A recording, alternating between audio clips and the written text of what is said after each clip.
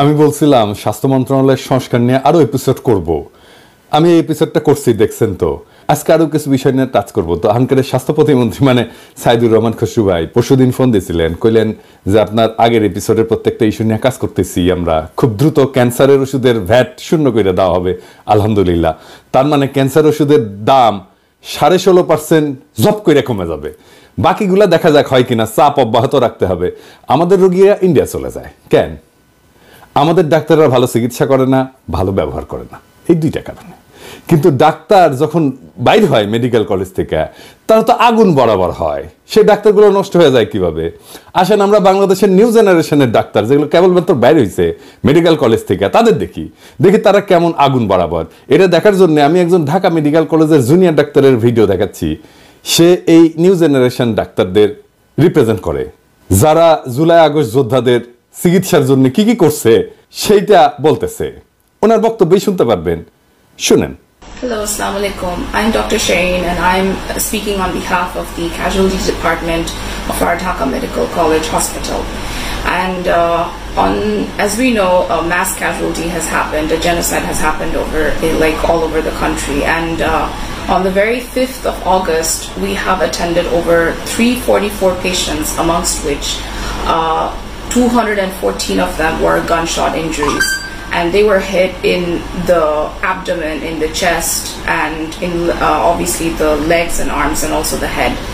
And many of them have been admitted here, and they have required operations and ICU support, and also antibiotics and pain medications, of which many of them have difficulty affording. And if I have to give you one example, one of the patients has needed 45,000 taka for his ICU cost, and which has actually become quite a cost burden for his family. So as a government hospital, we try to give many of the medications and suture materials from our supply, but in this time of heavy pressure of so many patients, we have actually not been able to really cover up all the deficit. We have tried giving them from our own supply, which is free of cost to them, but some of the sutures, some of the antibiotics, they are the ones that we need to give to them, and they have to pay from their own pockets. And they were there on the streets, they were there fighting for our rights, and I believe that it should not be upon them to pay for these costs. Some of the sutures are actually quite expensive. They can range from 1,000 to 2,000, and in a gunshot in the abdomen where there's rupture and perforation of so many organs like the stomach or the small gut, large gut, and we need some very delicate, some very good material sutures, which obviously the cost sometimes has to be taken up by the patient party. So on an average, I do appreciate the effort taken up by the ULAB students in order to raise up some funds for the underprivileged patients over here. And as for for example, any kind of funding is most appreciated. Some of the pain medications, for example, Voltaren suppository for pain, it costs around 60 taka, and some of these patients can't even afford that. So you donating even as a minimum of 60 taka can actually help make a difference. You can alleviate the pain of a patient for that day. So even the most minimum of funding of donation is most appreciated. So I thank you all on behalf for thinking about this and donating to this cause. Thank you to the ULAB community as well for thinking of this approach. Thank you. এই আগুন বরাবর ডাক্তারেরা better management deserve করে না? এরা better leadership deserve করে না? এই আগুন বরাবর ডাক্তারদের হাতে পাইয়া বাংলাদেশের রোগীদের যদি ইন্ডিয়া দৌড়াইতে হয়, তাহলে সমস্যা আসলে অন্য জায়গায়। আমি আজকে সেই জায়গায় হাত দেব। কেন এই আগুন বরাবর ডাক্তারদেরকে দিয়া বাংলাদেশের স্বাস্থ্য ব্যবস্থা ভালো করা যাইতেছে না, কেন বাংলাদেশের রোগীরা বিদেশে পাড়ি দেয়, ইন্ডিয়ায় পাড়ি দেয়। আসেন আলাপ শুরু করি আল্লাহর নামে। আমাদের স্বাস্থ্য ব্যবস্থার একটা বড় সংকট হইতেছে রোগীরা ডাক্তারদের উপরে আস্থা পায় না। ডাক্তার সাহেবরা কিছু মনে করেন না, এই আস্থার সংকটের কারণ আছে, এটা সর্বাংশে মিথ্যা না। খুব আস্থায় নেওয়া যায় এমন ডাক্তারের সংখ্যা খুব নগণ্য, এবং যাদেরকে আস্থায় নেওয়া যায় তাদের একটা বিশেষ যোগ্যতা আছে। আমি সে বিষয়ে আলাপ করব একটা নিজের ব্যক্তিগত অভিজ্ঞতা থেকে। আপনারা জানেন যে বাংলাদেশের ডাক্তারদের, ভেরি সিনিয়র ডাক্তারদের সাথে আমার বন্ধুত্ব আছে, এমনকি এই যে খসু ভাই, ও আমার সিনিয়র ফ্রেন্ড। তো আমি আমার নিজের স্বাস্থ্য সমস্যার জন্য খুব অল্প কিছু মানুষের উপর ভরসা করতাম। কেন করতাম সেটার আবার কারণ আছে। এর মধ্যে একজন হইতেছেন প্রফেসর এফ এম সিদ্দিকী। ওনার মতো ফাইন মেডিসিন স্পেশালিস্ট আমি ইউরোপেই দেখছি শুধু। ইনফ্যাক্ট উনি ইউরোপে ট্রেন্ড, এই জন্যেই এই লেভেলের স্কিল ছিল ওনার। আমি উনারে নিয়ে ফেসবুকে লিখছিলাম। তাও আবার বলি, তাইলে বাংলাদেশের স্বাস্থ্য সমস্যার একটা দিক আমরা ভালোভাবে বুঝতে পারবো। প্রফেসর এফ এম সিদ্দিকী উনি বিএনপি ঘনিষ্ঠ চিকিৎসক, এটা সন্দেহ নাই। উনি খালেদা জিয়ার চিকিৎসক, মেডিসিনের প্রফেসর। আমাকে যদি বাংলাদেশের সমসাময়িক মেডিসিনের সেরা ডাক্তার হিসেবে র্যাঙ্ক করতে বলা হয়, আমি উনাকে করতাম। আমি নিজের চিকিৎসাও বাংলাদেশে থাকতে উনাকে দিয়েই করাইতাম। উনার শুধু মেডিকেল নলেজ না, উনার সাথে আলাপ করা যায় সব বিষয় নিয়ে। ধরেন মিউজিক, রাজনীতি, সমাজ, টপস আর্ট, সোশ্যাল সাইকোলজি, কি না। পড়াইতেন অদ্ভুত দক্ষতায়, রোগী দেখতেন পরম মমতায়। তীক্ষ্ণ দৃষ্টি দিয়া উনি মুহূর্তেই ডায়াগনোসিস করে ফেলতেন। দুর্দান্ত ইংরেজি বলতেন। একটা ইনস্টিটিউশনাল প্রবলেম সলভ করার, নেগোশিয়েট করার দক্ষতা ছিল অপূর্ব। গানের গলা সুন্দর, রিসার্চের দক্ষতা অসাধারণ, চমৎকার ভরাট গলা, সুঠাম দেহ, 6 ফুট লম্বা। সবচাইতে সুন্দর হইতেছেন ওনার হাসিটা। উনি যখন হাসতেন তখন 4-5টা আলো হয়ে যেত। ওনার যৌবনে উনি কত তরুণীর হৃদয় ভাঙছেন আল্লাহ জানেন, ভাবি আমার মাফ করে দিয়েন। যাই হোক, একবার উনি ঢাকা মেডিকেল কলেজের শিক্ষক সংখ্যা বাড়াইবেন, তখন খালেদা জিয়ার সরকার ক্ষমতায়। তো এইটার জন্যে উনি একটা ফিল্ম বানাইলেন, বেশি বড় না, এই 5-10 মিনিটের হবে। ন্যারেট করলেন উনি নিজের গলায়। আমি কিছু অ্যানিমেশন আর এডিটিং এর কাজ করে দিছিলাম। প্রথমে এইটা উনি দেখাইলেন হেলথ মিনিস্টার মোশাররফ সাহেবকে। হেলথ মিনিস্টারকে আর কিছু ব্যাখ্যা করতে হইল না। উনি ওই দিনই ক্লিপটা নিয়ে খালেদা জিয়ারে দেখাইলেন। খালেদা জিয়ারও হেলথ মিনিস্টারকে কোনো ব্যাখ্যা করতে হয়নি। পাশ হয়ে গেল অতিরিক্ত পদ। আজকে ঢাকা মেডিকেল কলেজে যেই পদগুলো দেখেন মেডিসিনে, সেই পদগুলো উনার পাশ করে দেওয়া, ওই যে ওই 5-10 মিনিটের একটা ভিডিও দিয়া। তো ইংল্যান্ডে পড়াশোনা করছিলেন, এই পড়ার দেশে আসছিলেন কিছু দিতে। হাসিনা এসে ওনারে দিনাজপুর মেডিকেল কলেজে ট্রান্সফার করে দিল। তারপরে আইইডিসিআর একটা নন ক্লিনিক্যাল পদে ওনারা এসে বসায় রাখলো। ওইখান থেকে রিটায়ার করলেন উনি। যেই মানুষটা হেলথের ডিজি হইতে পারতেন, ঢাকা মেডিকেল কলেজের প্রিন্সিপাল হইতে পারতেন, ঢাকা বিশ্ববিদ্যালয়ের মেডিসিনের ডিন হইতে পারতেন, কলেজ অফ ফিজিশিয়ান্সের প্রেসিডেন্ট হইতে পারতেন, বিএসএমএম এর ভিসি হইতে পারতেন, তাকে তার ক্যারিয়ারের সবচেয়ে উজ্জ্বল সময় অন্তরালে চলে যেতে হইল। কেন? উনার অপরাধ উনি ভালো ডাক্তার, উনার অপরাধ উনি একজন দক্ষ মানুষ। উনি শিক্ষকতায় থাকলেন 1000 জন প্রফেসর এফ এম সিদ্দিকী তৈরি করতে পারতেন, তিনি কিছুই পারলেন না, করতে দেওয়া হইল না। বাংলাদেশের বেস্ট মাইন্ডগুলোকে কখনোই বাংলাদেশে জায়গা দেওয়া হয় না, এটা খেয়াল রাখবেন। উনার একমাত্র অযোগ্যতা উনার মেধার দক্ষতা। বাংলাদেশে মেধার দক্ষতা থাকলে আপনি মরিছেন, সেই সাথে যদি আমার দেশে প্রাণ থাকে তাহলে আপনি গেছেন, শেষ। যাই হোক, উনি কেমনে ওনার ক্লিনিক্যাল এক্সপার্টাইজ ঠিক রাখতেন, এটা আমি ওনার খুব কাছে থেকে দেখছি। উনার আবার একটা মিশন ছিল, উনি আমার বলতেন আর কি, যে পিনাকি আপনি একটা ডায়মন্ড খনি থেকে কেবল বেড়েছেন, হ্যাঁ, খালি কাটতে হবে ঠিক মতো আপনারে, তাইলে শাইন করবেন। তো উনি আমার কাটতেন আর কি ঠিক মতো। হ্যাঁ, তাই প্রত্যেকদিন উনি যা যা পড়তেন আমার পাঠাইতেন। তো কাজ হয়েছিল, ওইটাতে কাজ হয়েছিল মেডস্কেপের সাথে উনি আমার পরিচয় করায় দেন। সেদিন হয়তো উনি ভাবেন নাই যে ওই মেডস্কেপের সাথে পিনাকি একদিন কাজ করবে গ্লোবাল স্কেলে। আপ টু ডেট উনি প্রথম ইউজ করেন বাংলাদেশে। এভিডেন্স বেসড মেডিসিন কথাটা ওনার কাছে প্রথম শুনি। উনি যখন গ্লোবাল এক্সপার্টদের সাথে কথা বলতেন না, নানা সময় আমি ওনার সাথে গেছি, বিভিন্ন জায়গায় বিভিন্ন কনফারেন্সে গেছি, দেশেও ওনারা আসছে গ্লোবাল এক্সপার্টরা। উনি যখন কথা বলতেন মুগ্ধ হয়ে যাইতেন ওনারা, শুনতেন যখন। আমাদের ডাক্তারদের দক্ষতা এই জায়গাটায় এসে মাইর খায়, ডাক্তাররা আপ টু ডেট না। আমাদের একটা মেডিকেল কাউন্সিল আছে, রেজিস্ট্রেশন দেয় ডাক্তারদের, কিছু মাদার বোর্ড আছে ওইখানে, কোনো কাম নাই, খালি রেজিস্ট্রেশন নিতে গেলে টাকা নেয় আর এটা সাইন করে দেয়, ওটাই হচ্ছে ওদের কাজ। এই ইন্টার্নশিপ শেষ করে পার্মানেন্ট রেজিস্ট্রেশন নিতে গেছি আমি ওই বিজয়নগরে। তো সবার কাছে টাকা নিচ্ছে, কত টাকা মনে নাই, বোধহয় 50 টাকা বা 100 টাকা আর কি। খেলা ক্যাঙ্কা লাগে বলেন, পাশ করে পেশায় ঢুকবো, সেটা নিতে গেলে টাকা দিতে হবে কেরানিক, তাছাড়া আপনি রেজিস্ট্রেশনই পাবেন না। 5 বছর পর এটা রিনিউ করে। আপনি রেজিস্ট্রেশন সার্টিফিকেট নিয়ে যাবেন, টাকা দিবেন, এটা সিল মারবে, আর আপনি রিনিউয়াল হয়ে গেল। আপনি 5 বছর টেম্পু চালিয়েছেন কিনা না ডাক্তারি করেছেন সেটা চেক করবে না কেউ। তো ওইটা থাকার দরকার কি ওইখানে? এটা সিল মারার জন্য ওইটি বসে আছে, এটা কোনো কাম হইলো? বসে বসে বেতন নিচ্ছে, এটা সিল মেরে দিল আর আপনার রিনিউ হয়ে গেল। তাহলে তো দরকারই নাই ওই জিনিসের, যদি চেক না করে। ডাক্তারি এমন একটা পেশা যে এটা সারাক্ষণ আপডেটেড থাকতে হয়। মেডলাইনে মানে যেটি আসলে সব জায়গায় সব ডাক্তারি জিনিসপত্র থাকে আর কি, রিসার্চগুলো থাকে, ওখানে প্রত্যেক দিন 2 থেকে 4 হাজার নতুন গবেষণা যুক্ত হয়। আপনি পড়বেন কোনটা? এই জন্য পশ্চিমে হাইলি স্পেশালাইজ লোকেরা আছে যারা সাইকা তোলে যা যা পড়া দরকার, এইগুলো নিয়ে ওটারে বলে কন্টিনিউড মেডিকেল এডুকেশন, কন্টেন্ট বানায়। আমি কাজ করছি ইউরোপে, এখন অন্য কাজ করি, মেডস্কেপের সাথেও করেছি, ওয়াইলির সাথে করছি পার্টনারশিপে, এমনকি নিজেও বানাইছি কন্টেন্ট যেটা ইউরোপিয়ান সেমি অ্যাক্রিডিয়েটেড। দারুণ দারুণ সব কন্টেন্ট বানাইছি। একটা গল্প বলি, ইন্টারেস্টিং এই সেমি কন্টেন্ট বানানো নিয়ে।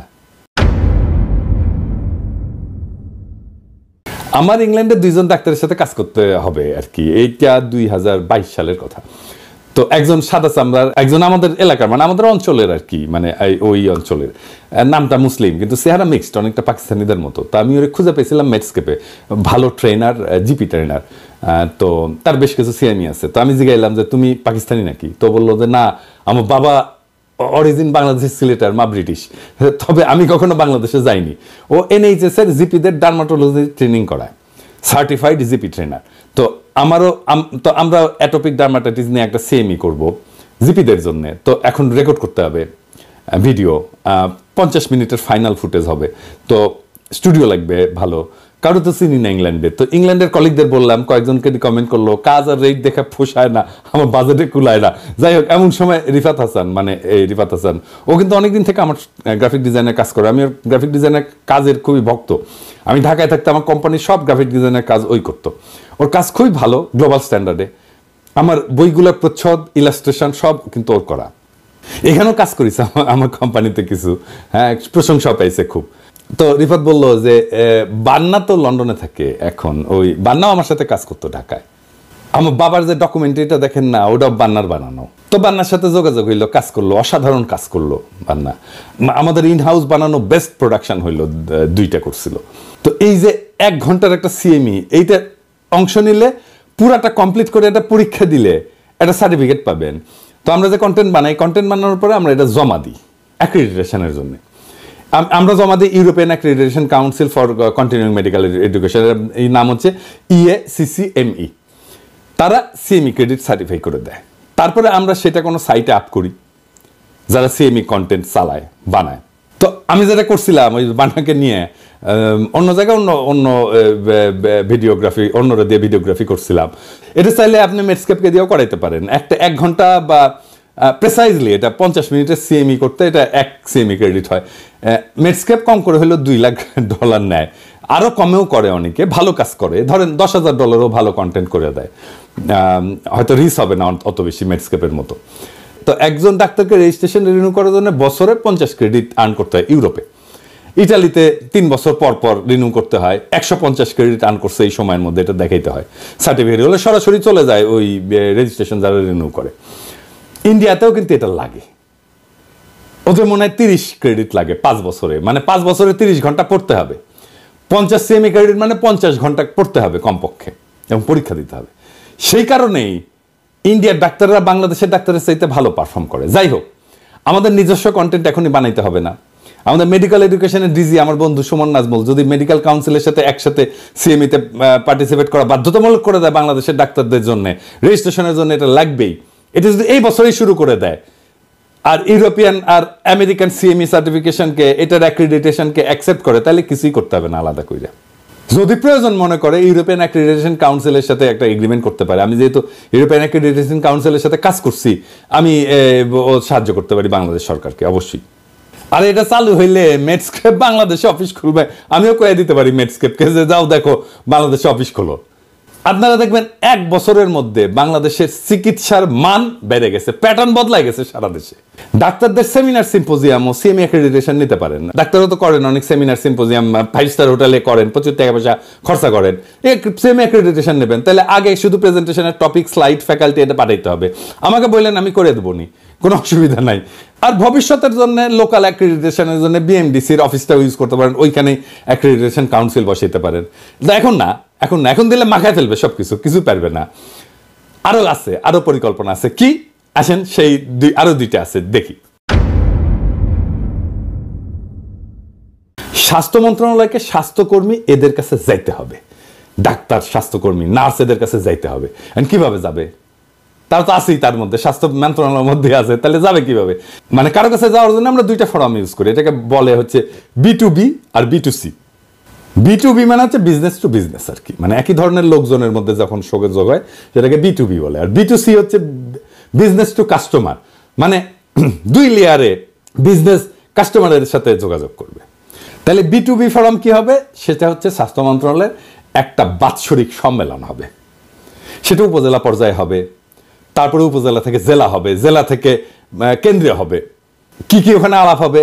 কোথায় ভালো কাজ করছি, কি কাজ করছি, সেখানে দুর্বলতা কি ছিল, বেস্ট প্র্যাকটিস কি, আমার বেস্ট রেজাল্ট কি, আমার সামনের বছরের অবজেক্টিভ কি, আমাকে কি অ্যাচিভ করতে হবে, এটা অ্যাচিভ করার জন্য আমার কি ট্রেনিং লাগবে, কি রিসোর্স লাগবে।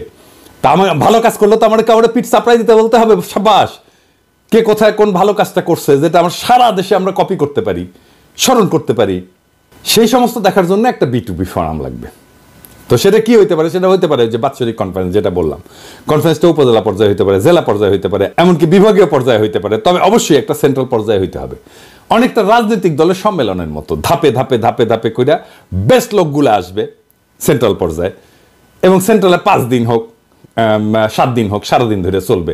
সেখানে ট্রেনিং হবে, বেস্ট প্র্যাকটিস বলা হবে, সামনের বছরের পরিকল্পনা দেওয়া হবে, গত বছরে কি কাজ করলাম সেটার অ্যানালাইসিস হবে, কি কি দুর্বলতা ছিল, কি কি সবলতা ছিল সেটা দেখা হবে। এবং এইখান থেকে সকল একটা ডিরেকশন নিয়ে, একটা মোটিভেশন নিয়ে ফিরে যাবে সকল ডাক্তার, নার্স, স্বাস্থ্যকর্মী। পুরস্কার দেওয়া হবে যারা বেস্ট প্র্যাকটিস করছে, যারা ভালো জিনিস করছে, অ্যাকনলেজ করা হবে, অ্যাচিভমেন্ট সেলিব্রেট করা হবে। আর সামনের বছর কি অ্যাচিভ করবো সেটা জেনে যাব, তাহলে একটা ডিরেকশন থাকবে। এরপরে স্বাস্থ্য মন্ত্রণালয়কে যাইতে হবে মানুষের কাছে। সেটা কিভাবে সম্ভব? আমাদের যেভাবে বাণিজ্য মেলা হয় না, ঠিক সেইভাবে স্বাস্থ্য মেলা হবে প্রত্যেক উপজেলাতে, জেলাতে, এমনকি কেন্দ্রীয়ভাবে। সরকারের তেমন কোনো খরচা হবে না। স্বাস্থ্যক্ষেত্রে যারা ব্যবসা করে তারাই এই মেলা সফল করে তুলবে। এই মেলায় শুধু জায়গা দেবে সরকার, আর সিকিউরিটি দেখবে, লজিস্টিক্স দেবে, পানি, বিদ্যুৎ এগুলো দেবে। এই মেলার স্টলগুলোতে কি থাকবে? ধরেন ব্লাড প্রেশার চেক করা হবে, ওজন, উচ্চতা মাপে বডি মাস ইন্ডেক্স বের করা হবে, বলা হবে স্থূলতা আছে কিনা, ব্লাড গ্রুপ দেখা হবে, রক্তদান থাকবে, ডায়াবেটিস চেক করা হবে, সিপিআর বা যেটাকে বলা হয় কার্ডিও পালমোনারি রিসাসিটেশন, মানে হঠাৎ করে যদি অক্কা পায় তাহলে হঠাৎ হার্ট বন্ধ হয়ে গেলে হার্ট চালু করার একটা ব্যবস্থা আছে। এটা যদি বাংলাদেশে সবাই জানে না, তাহলে হার্ট অ্যাটাকে রোগীর মৃত্যু কমে যাবে। হ্যাঁ, কমে যাবে। আমরা যদি পুরা জাতিকে এই কার্ডিও পালমোনারি রিসাসিটেশন শেখাইতে পারি। তারপরে ফার্স্ট এড শেখানো হবে, মিনি হাসপাতালে মডেল থাকবে, সেখানে হাসপাতালে কি কি ডিপার্টমেন্ট, কি কি বিভাগ থাকে সেগুলো দেখবে। অনেক মানুষই কিন্তু জানে না যে আইসিইউ কি, রোগ হলে কোথায় যাবে, সিসিইউ কি, হাই ডিপেন্ডেন্সি ইউনিট কি, কখন সে আউটডোরে যাবে, কখন সে ইমার্জেন্সিতে যাবে, এগুলো মডেল করে দেখানো হবে। এখানে বেচা বিক্রিও হবে, এই যেখানে বিপি মেশিন বেচা হবে, থার্মোমিটার বেচা হবে, ডায়াবেটিস চেক করার মেশিন বেচা হবে, ওজন নেওয়ার মেশিন বেচা হবে, ফার্স্ট এড বক্স বেচা হবে। এর একটা কমার্শিয়াল একটা পার্টও থাকবে। প্রতিযোগিতা হবে বাচ্চাদের জন্য, সেটা চিন্তা করে বের করা যায় কি ধরনের প্রতিযোগিতা হবে। এখানে পুষ্টি স্টল থাকতে পারে, কোন খাবারে কি ধরনের পুষ্টি আছে, কোন খাবার অ্যাভয়েড করতে হতে পারে, এগুলো শেখানো সম্ভব। এখানে শেখানো যেতে পারে কিভাবে পরিবেশ পরিচ্ছন্ন রাখতে হবে, কিভাবে খাদ্য পরিচ্ছন্নতা রাখতে হবে, ফুড হ্যান্ডলিং কিভাবে করতে হবে।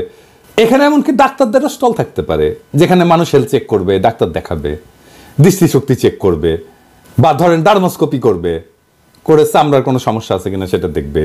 এইভাবে আমরা বাংলাদেশের স্বাস্থ্য ব্যবস্থা সম্পর্কে সচেতনতা বাড়াইতে পারবো এবং স্বাস্থ্যের সাথে মানুষের সরাসরি যোগাযোগ হবে। এভাবেই জায়গা উঠবে সারা দেশ। এবং বাংলাদেশের মানুষের যদি স্বাস্থ্য ভালো হয় তাহলে উৎপাদনশীলতা বাড়বে ভাই, আমাদের স্বাস্থ্যখাতে খরচ কমবে। এই কাজের কোনটায় টাকা লাগবে না, লাগবে শুধু উদ্যোগ, লাগবে শুধু লিডারশিপ, লাগবে স্বপ্ন দেখার ক্ষমতা।